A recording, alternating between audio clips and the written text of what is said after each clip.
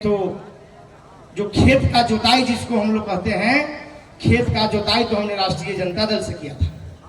पिपरा की धरती को सजाने संवारने का काम मैंने तो राष्ट्रीय जनता दल में रहकर किया था, लेकिन हमारी भावना को, हमारी मेहनत को, हमारी जज्बा को वहां के लोग नहीं समझ पाए, जिसके कारण पुनः जो आदमी गठबंधन में आपने देखा कि 15 में हारा, गठबंधन 20 में हारा और पुनः 25 में जिनको टिकट दिया गया है। साथियों, में एक बात जरूर करना चाहते हैं, दो कैंडिडेट हैं यहां मुख्य रूप से एनडीए के हैं और महागठबंधन के हैं, साथी सीपीएम के हैं।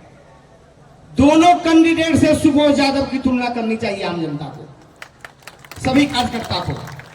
आप तुलना कीजिए, सुबोध यादव को वोट देने के पहले, जन सुराज को वोट देने के पहले आप 10 बार विचार कीजिए, अपने आत्मा से पूछिए कि जो दो कैंडिडेट मेरे पीछे हैं, दोनों का तुलना हमसे कीजिए। एक बीजेपी के हैं जिनको आप लोग जानते हैं, उनका क्या चाल और चरित्र है, क्या चाल और चरित्र है।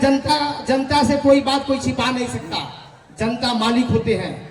आप मालिक हो पिपरा विधानसभा क्षेत्र के। आप जो है किसी भी नेता का तकदीर और तस्वीर लिखने वाले मालिक हो। आप चाहोगे तो कोई जीतेगा और आप चाहोगे तो कोई हारेगा। साथियों, तो मेरा एक ही आग्रह है कि जो दो कैंडिडेट हैं बीजेपी के और सीपीएम के, सीपीएम वाले जो हैं उनके ऊपर 2021 में क्या मामला है, 4.5 साल चुनाव लड़ने के बाद दिखाई नहीं दिए। मेरा एक ही मानना है साथियों, हार और जीत होते रहता है। जो आदमी चुनाव लड़ता है, कोई हारता है कोई जीतता है, इससे कोई फर्क नहीं पड़ता। लेकिन राजनीति का मतलब ये नहीं है कि हम विधायक बनने के लिए ही राजनीति कर रहे हैं। हम यदि हार भी जाते हैं, यदि आपका आशीर्वाद नहीं भी मिलता है, तो मेरा यह नैतिक जिम्मेवारी बनता है कि जब तक चुनाव पुनः नहीं आता है 5 साल, चाहे लगातार भी, उसके बाद हम यदि सेवा की भावना से राजनीति करने चले हैं, तो मैं जीवनोपरंत जब तक सांस नहीं रुकेगा हमको आपकी सेवा करते रहना चाहिए। साथियों, उसमें कहीं पीछे नहीं हटना चाहिए।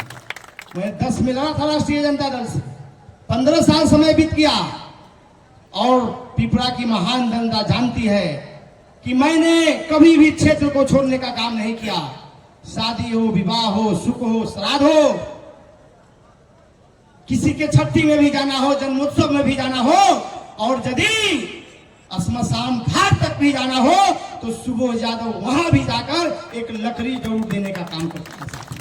यदि मुझे जानकारी मिलती है कहीं अगलगी हो गया हो, किसी के बच्चे डूब गए हो, वहां सुबोध यादव जरूर जाता है और जितना सामर्थ्य सुबोध यादव के पास है उनको आर्थिक रूप से भी मदद करने का काम करता है। साथियों, ये पूरे पिपरा विधानसभा क्षेत्र की जनता जानती है साथियों।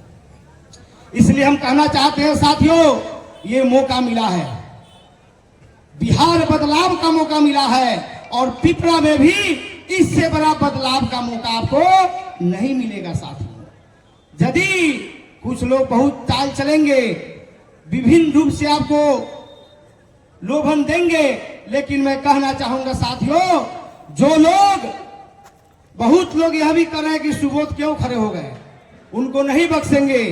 तो मैं बता देना चाहता हूं साथियों, सुबोध यादव यदि किसी से डरता है तो हमारी अपनी जनता से हम डरते हैं और ऊपर भगवान से डरते हैं। बीच में हम किसी से नहीं डरते हैं साथियों।